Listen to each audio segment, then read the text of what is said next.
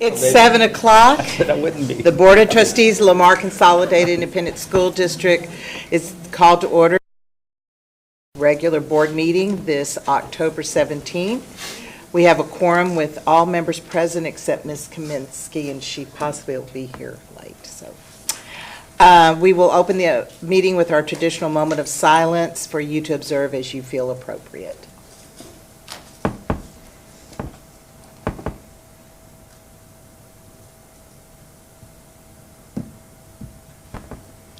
Will you please join me in the pledge? I pledge allegiance to the flag of the United States of America and to the republic for which it stands, one nation, under God, indivisible, with liberty and justice for all. All right. Dr. Randall, tonight, it's my pleasure that our board a few years ago decided that we wanted to find aha moments in our district with students and schools, just to give a little bit of recognition for things that have been accomplished over the year or the month or even in a day. So tonight we do have our board recognition tonight. We've just are going to give those to those schools that got excellence in their recognitions after last year's STAR tests. School districts are given an overall rating based on performance in the three areas: student achievement, school progress, and closing the gaps. Districts earn an A for exemplary performance when they serve most students well and encourage high academic achievement or appropriate academic growth for students. We certainly are proud of our whole district earning a rating of A. Additionally, Lamar CISD campuses earned a total of 86 distinctions in 2019, up from the 78 in 2018. The 7 categories in which campuses can earn a distinction are English language arts, reading, math, science, social studies, academic growth, closing performance gaps, and post-secondary readiness. I think the secondary has 7 distinctions and the elementary has 6. At the campus level, 28 campuses earned 1 or more distinction designations, and 3 campuses earned all distinction designations for which they are eligible. And just a little side note, these campuses are put in categories with other schools from the whole state of Texas when they have similarities. So they are being compared with other school districts, schools throughout the whole state. So we're excited tonight to honor these 3 campuses. They represent the top 5% of schools in performance in all of their areas. So I want to invite the board to come out front so that we can present these recognitions.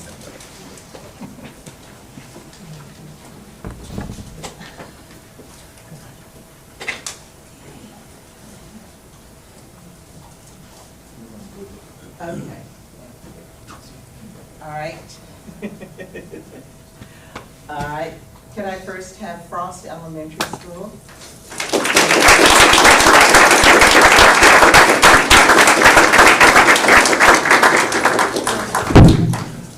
Thank you. Things going down and then come back and we'll take a picture. Okay. You brought a whole squad. Congratulations, because it takes everybody. Shall we bring them?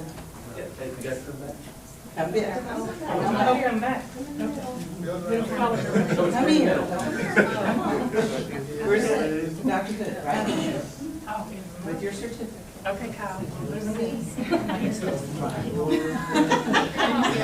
There we go. This is fun. It is fun. There we go. Good job.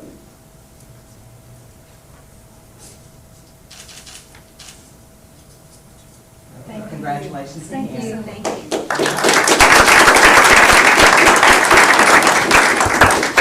Our next school is Cubanek Elementary.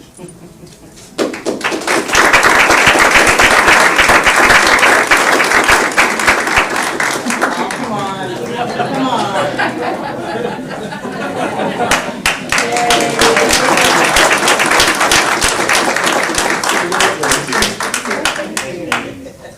Absolutely. You were part of that process. Come on, yes, stand front and center.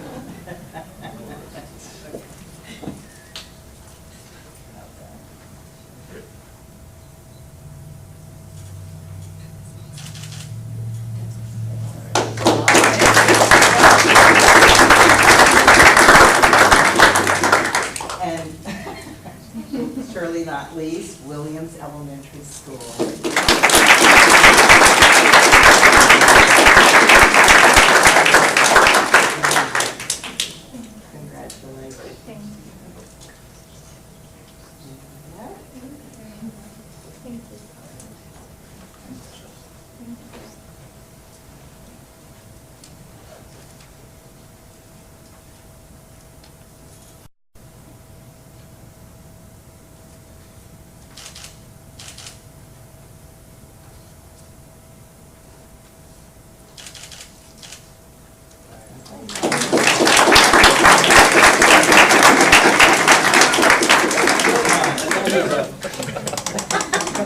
What do you think?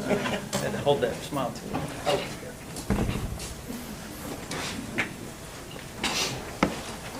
Dr. Randall, that's another one of those perks that we enjoy as a board. Well, we're certainly proud of our staff. They all work extremely hard, and it just goes to show hard work pays off. Yes, thank you. All right, are there any introductions tonight? We do not have any introductions tonight. Audience to the patrons? There are none. Okay. Then we will move on to approval of the minutes. We need to approve the September 17th, 2019 regular board meeting. May I have a motion? I'll make the motion. Do you have a second? All right, all in favor say aye. Aye. Aye. Any opposed? The motion carries. All right, let's move on to board reports. I think the only one we have officially is yours tonight, because I don't think any other committees met, because we already did yours. Yes, unless you ma'am. want to do more. I can provide an update on the Facilities Committee meeting, which met on October 17th, this past Tuesday at 5:30. Culver Elementary and Roberts Middle School have been completed, and final acceptance will be heard at the November board meeting. The new maintenance and operations facility warranty corrections are underway. It's almost completed. Very few items left on the service center. It's almost completed. Tamaron Elementary School is the last project on the 2014 bond, other than the satellite ag barns, and that project is on schedule. The synthetic turf and track projects are all finished, and it will be final payment scheduled for the next board meeting. Foster High School, the lockers are complete. The baseball and softball fields are scheduled to be completed next month. The multi-campus improvements at Williams, Navarro, Westendorf, and Campbell are finished. The freezer and cooler replacement at several campuses is finished, and the final payment is on our board agenda tonight. The Alternative Learning Center design addition and renovations, and the Jane Long Historical Gym renovations. We approved the schematic design last month, and we design development in November. The transportation fuel tank replacement, we should receive an update on that in November with the design development. Terry High School and George Junior High design developments in process. The multi-campus carpet replacement, this is for Foster, Briscoe, Jackson, Jane Long, and Pink. This should be completed in summer of 2020, and that project's underway. Multi-campus improvements and HVAC control dates, that's at Austin Jackson, Bowie Smith, and Taylor Ray. That is underway. Project for this building's exterior improvements is underway, and the architect has been selected. Multi-purpose space at the high schools and orchestra additions at some middle schools, that project is underway.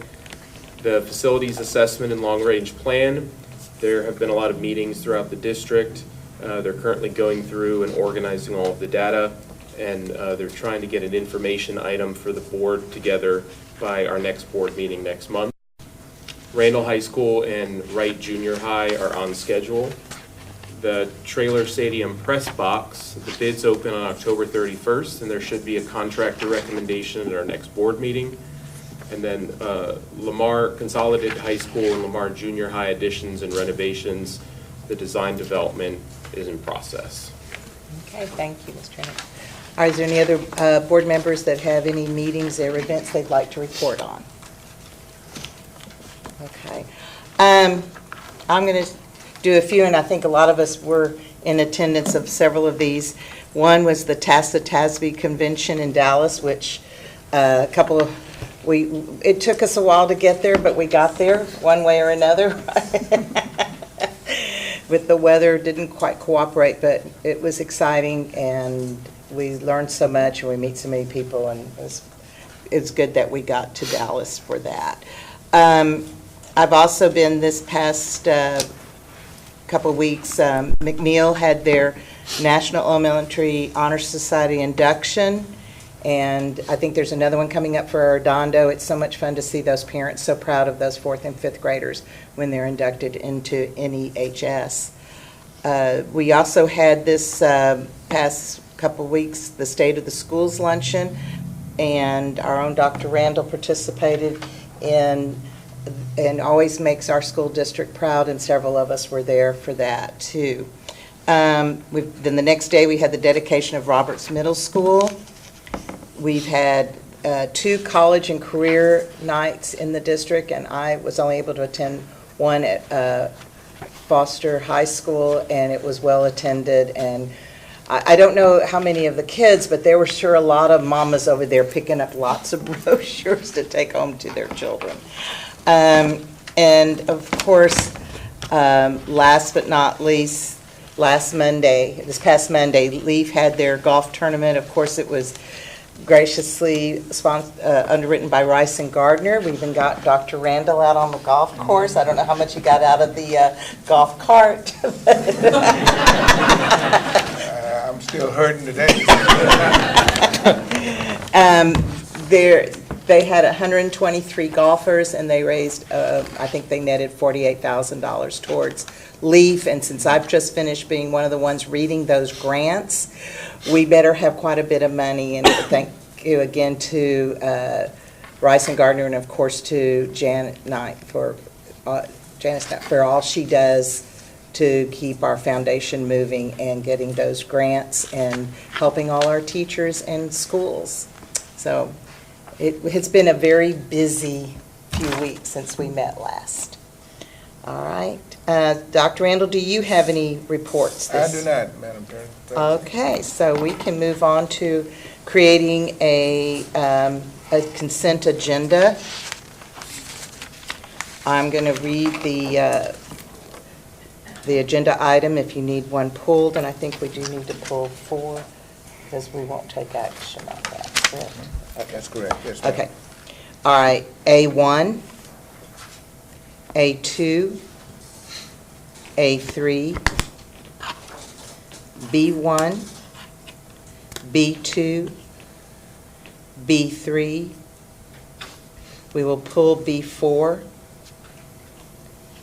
B5, which we'll come back and read, B6, B7,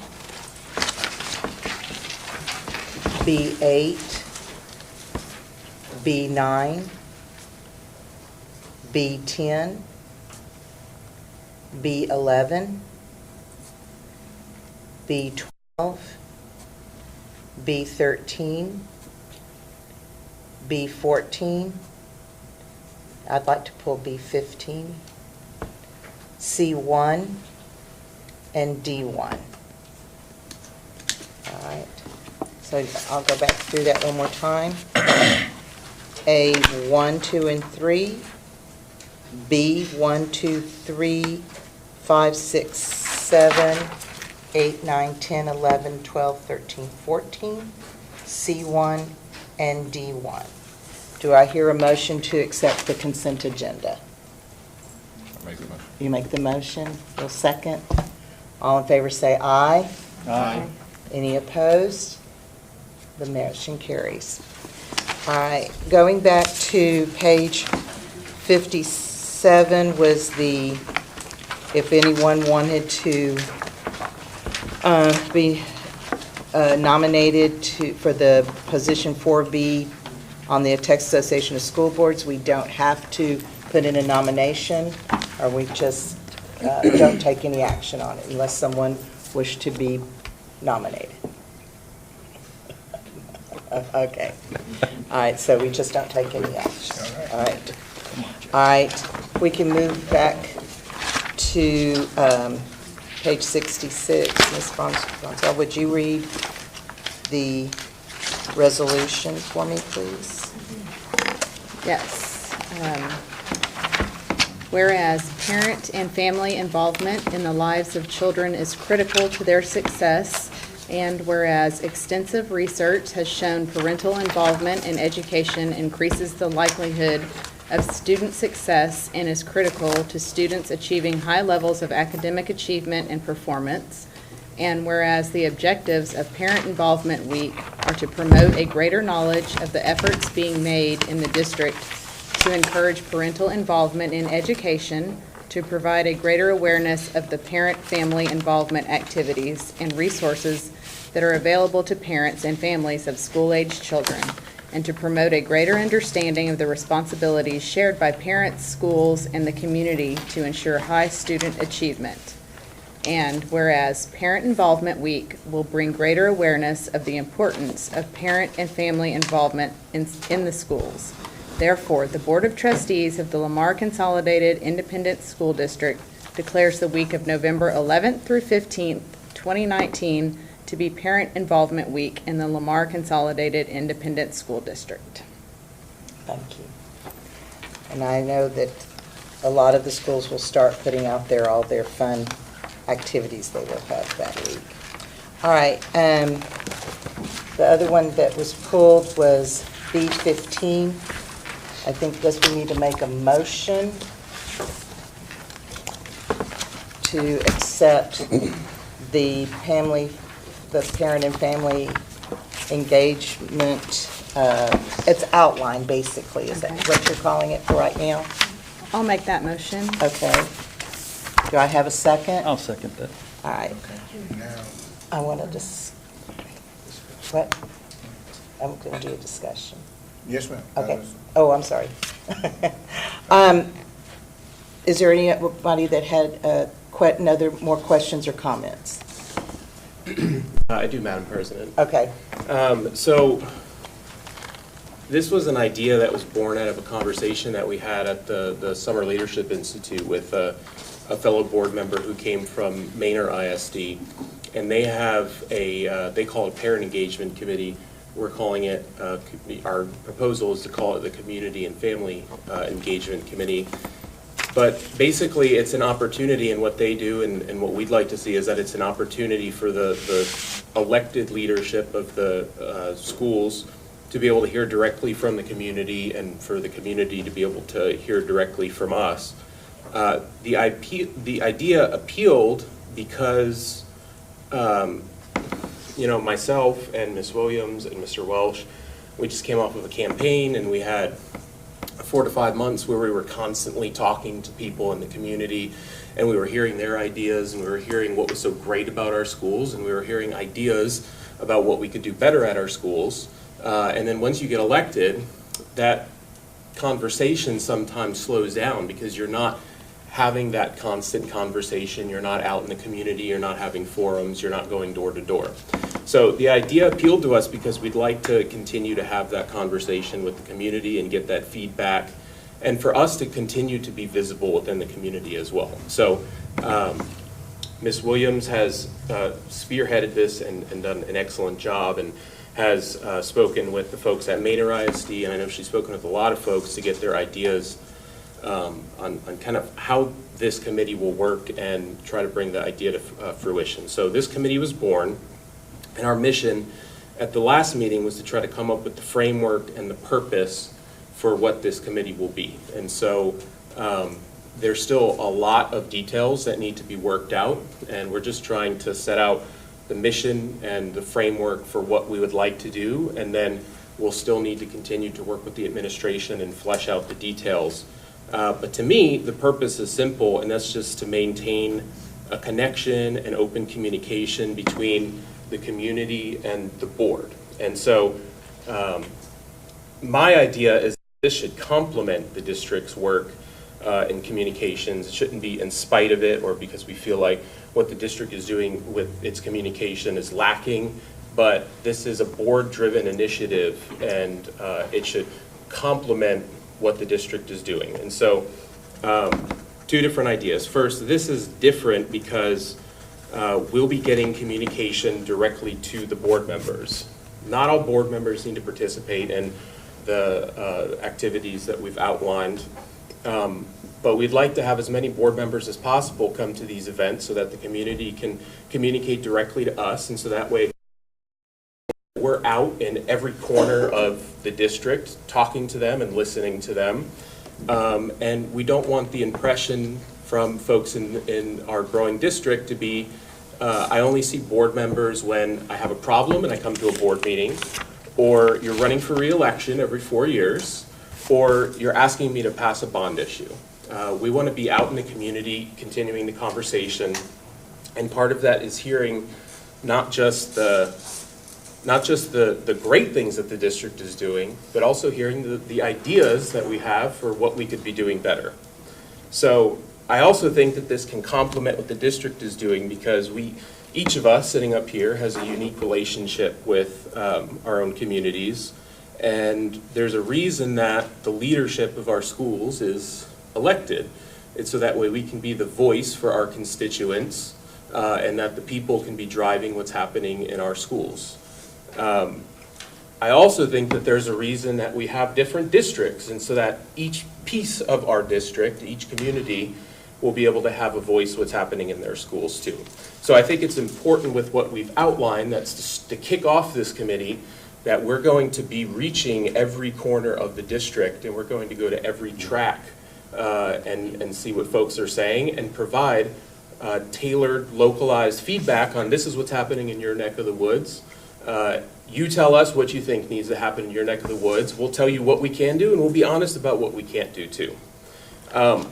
I believe that this committee can serve those purposes, and there's still a lot of work to be fleshed out.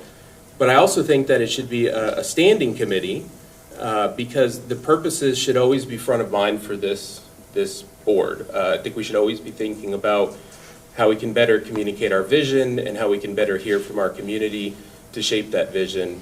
And this is an idea for how we get that conversation kicked off. So I think that we can show, even if we go to these meetings and a lot of folks don't show up, I think that we're showing that we're making the effort to try to go and communicate with our constituents. So I think that we should, from here, pass this framework and then hear from the administration about how we can realistically and logically lay out the next steps, so that way we can be cognizant of everybody in this room that has families and has lives and has to come to these meetings and also has work and family engagements, how we can realistically and logically lay that out while also still upholding our obligation to continue to hear from the community. Okay. Anybody else? What are we doing right now? We're having discussion or questions. Well, I'd like to say publicly, that was incredibly articulate, Mr. Hunt. Very well done. And since this vision was born with Ms. Williams in San Antonio, I'm all for it. I applaud it. I think it's a great idea. And I'm on board. Is anybody else? I just have a couple of things that I wanted to see. One question I have, okay, we are voting on this specific for this year, correct? Because it has spring break 2020, so anything more we would have to come back? I'm just asking. Well, like Alex was saying, these would be the beginning events, but we'd like to have this committee as a standing committee Okay. for other events we feel like we would like to engage in. So if there was future. something So- else that we would say, could this committee get together and work on something, but not maybe specifically? Correct, just keep it, So keep it it's not- open-ended, so if we feel okay. like there's something Okay. as a board we'd like to do. So then it's not this just for committee can- those meetings, it's for any time we want to reach out to the community? Correct. Okay, that I understand. Another thing that I was going to ask you, this is going to be board-driven, correct? So it's the board of LCISD is holding these meetings, correct? Is that kind of how it's going to be?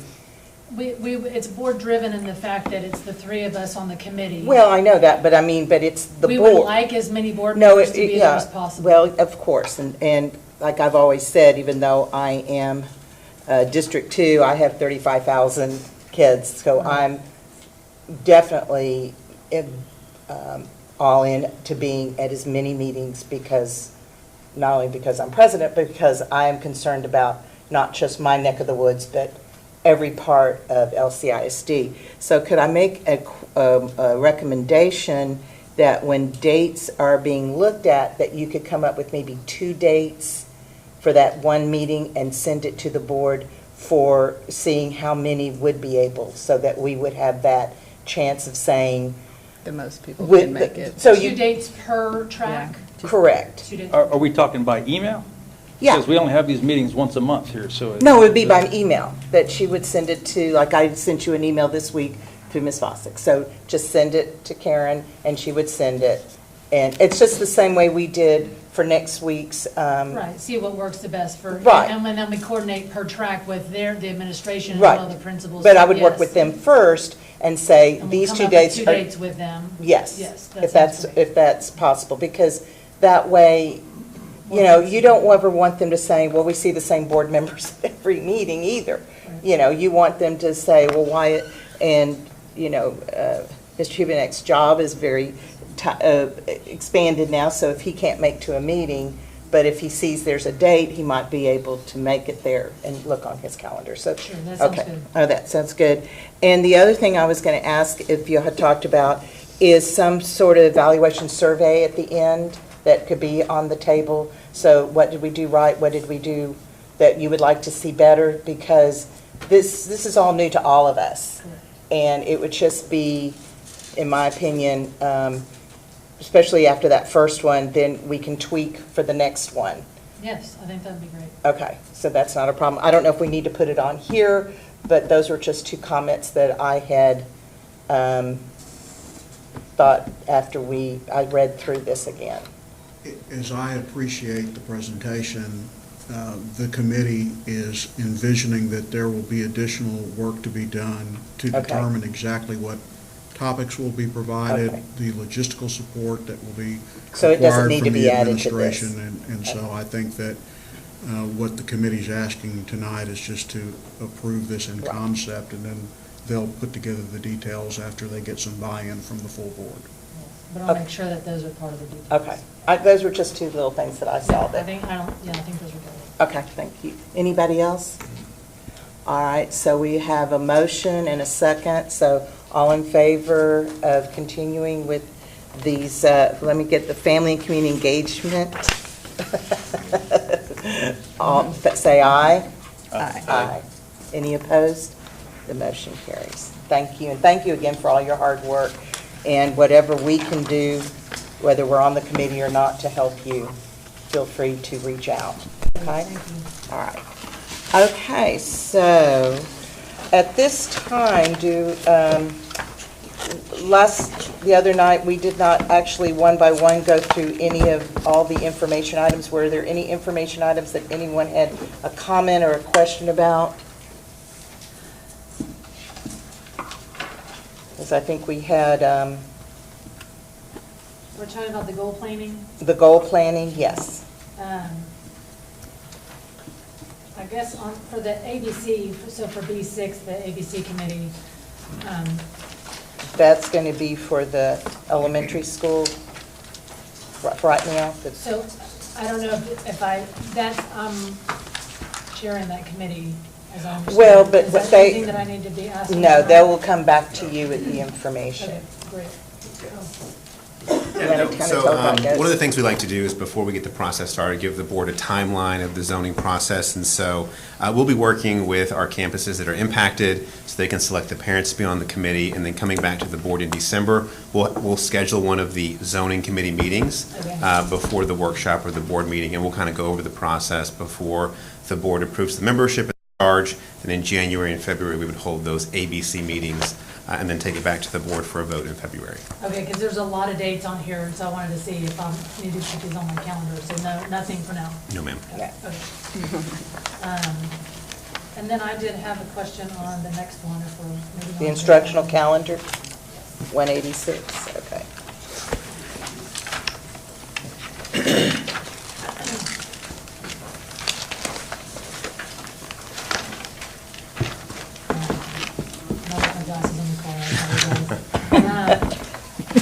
So as far as this committee, it talks about how this year,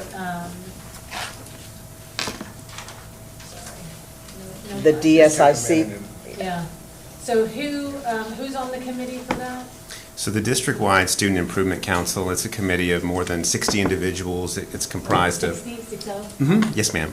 And it has teachers, campus staff, central office folks are ex officio and attend. We've got parent and community and business partners who are on the DSIC. And so traditionally, what would happen is the DSIC would get the parameters of a calendar process meeting, statutory requirements, district recommendations. They would go back to their campuses or their communities, and they perhaps might create a new calendar, and then we would come back, and when we'd have all the calendars lined out, the DSIC would share that with their communities again, and we'd bring that back for a vote, and then that's the recommendation to the school board.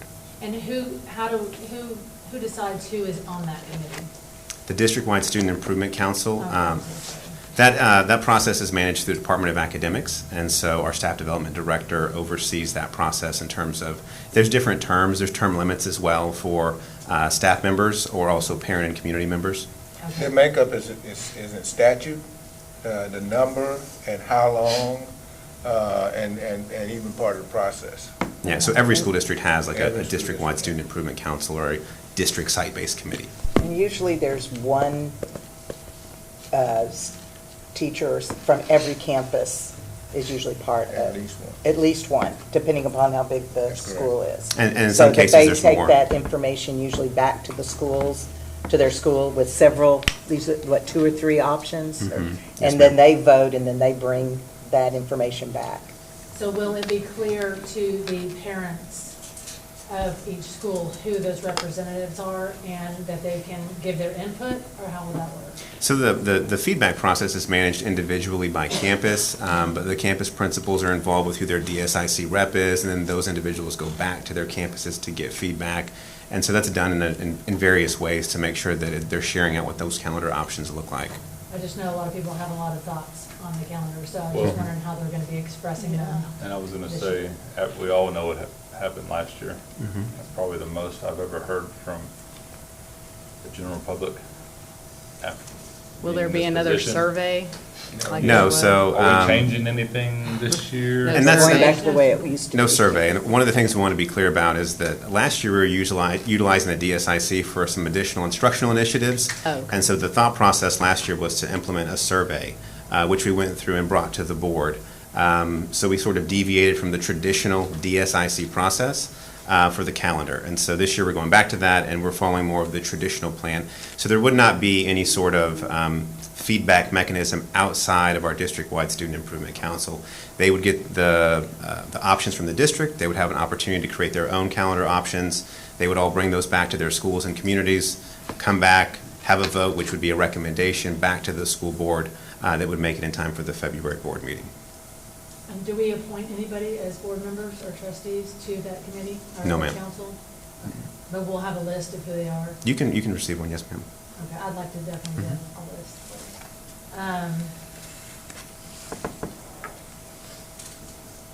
Okay, I think that's it for me. Thank you. Any other questions? All right. At this time, do we need to go to closed session? Unless the board had something. I think we're good. Okay. All right, so let's move on. Are there any items that we need to have put onto the November agenda, either informational at this time? Okay, all right. Okay, so I do have a little list of, speaking about being out in the public eye, things that are coming up that for us to look into, and I know Mandy's probably trying to hurry up and get to the second half. The Foster High School is doing Metamorphosis, and it's tonight and Saturday, 2 o'clock, Sunday, 2 o'clock, and Saturday night, 7 o'clock. And her daughter's in it, so we all want to see that. The other, let's see, what else? We do have our board team building, our building meeting next Thursday at 6:30 here in the boardroom. Just to plug in, Texian Market Days is coming up on the 26th. The pumpkin patch from 9 to 1, and that is our, it's going to be over at the... At the annex. At the annex. You can stop by and see that. Lamar is doing Night of the Living Dead next weekend. I know, just in time for Halloween. And that is going to be October 24th, 25th, 26th at 7 p.m. and 2 o'clock on October 26th. George Ranch, I think you got an invitation to Mamma Mia, which is also next weekend. And then I think Fulshire High School is doing a mystery dinner theater, come like the 28th and 29th. Several of us are going to be at the October 30th legislative update here in the boardroom from 6 to 8. And Arredondo is having their National Elementary Honor Society induction 6:30 at George Ranch on, I think, November the 5th. I have that written down. But, yeah. So, and I think there's some senior serves coming up. So we've got a lot of places, you know, when people say they don't see us, then they're not looking. Because we're at football games. I have parents saying, I see you down there on the field. I said, okay, I can't even hide. But it's going to be a very busy next few weeks, and go out there and enjoy all the entertainment that our young people are going to do for us. So if there's nothing else, 7:37, we are adjourned. Oh, do you have audience to the patrons? I'm not sure what I'm doing, to be honest with you. It's my first time. Turn it in before. I think she walked in when Rick walked in, right after Rick. What do you want me to do? That's our attorney. It wouldn't be conforming with your policies in terms of the time for sign-up. Can you just come It's up really, and talk to us? it's the prerogative of the board, but you normally require people to sign up by a designated time. She's come this way. I'd like to hear her. Can I can I open back the meeting up? Okay. All right. 7:38, I will open the meeting back up. And you do have, would you please hand it to Ms. Fawcett?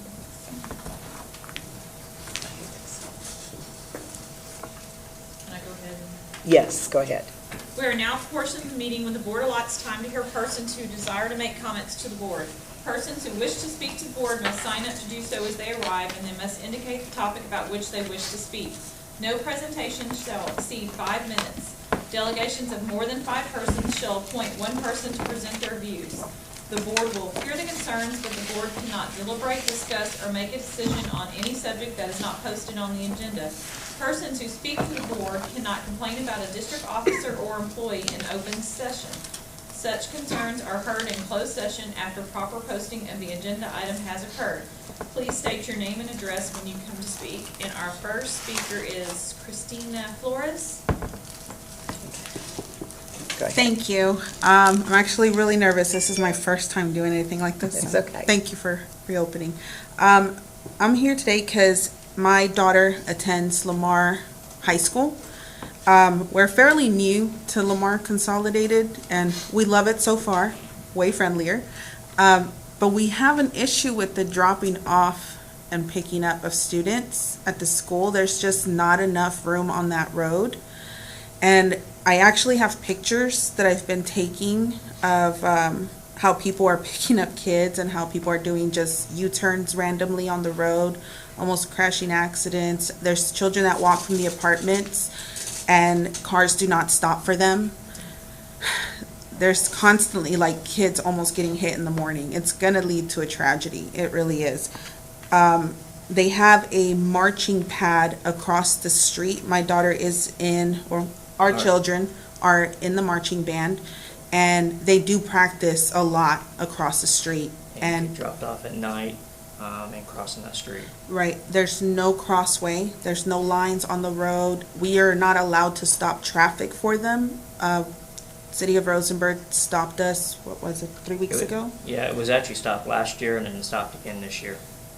Yeah, so we're not able to, even as parents, stop the traffic to protect our children from getting hit from cars, because it is nighttime and cars do not follow the speed limit down that road. And the sad thing is half of them their kids are in van and they're flying in to try to get their kids, and they park the buses and stuff across the street, the equipment trailers across the street, so they're hauling equipment across the street. You know, these kids, they half of them don't even look. It is bad. I'm more focused on that band side than the drop off. I mean, the drop off is bad too, but something needs to give on the van before someone gets hurt.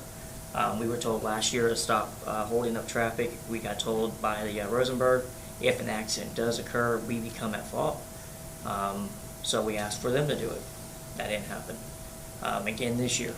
And I'm telling you, it's bad. I would like for, you guys to actually come out and see one night as these kids are 11, 12 o'clock at night getting back from band, tired, going to be having to offload these trailers, offload their equipment off the buses. I mean, it's a accident just waiting to happen. And it's going to be bad. Can I pass these out? Thank you. Thank you for sharing. If there's anything you guys can do, I mean, mark it, because it's not marked, we can't do nothing. We can't stop the traffic. So we can get the city of Rosenberg to actually allow us to mark it, get it marked, or if they can mark it, then we can actually, stop the traffic, allow the kids to come through. But because there's no crosswalk there, and there's no cameras in the back corner of that van as well, so if something does happen, there's no cameras back there. And then also maybe possibly getting a crossing guard for that three-way stop. There has been incidents where there's some random fan guy just yelling on his little blowhorn that their children have the devil in them to come near so he can pray for them. Several times he's been asked to leave, but because he's across the street, they can't really do anything about it. But I feel like maybe if there was a crossing guard there, they could direct the children faster so that they could avoid that guy. Thank you. And by the way, my name is John Black. Sorry. So, thank you. Thank you. Thank you. Now, again, if there's nothing else at this time, meeting is adjourned at 7:43. Thank you.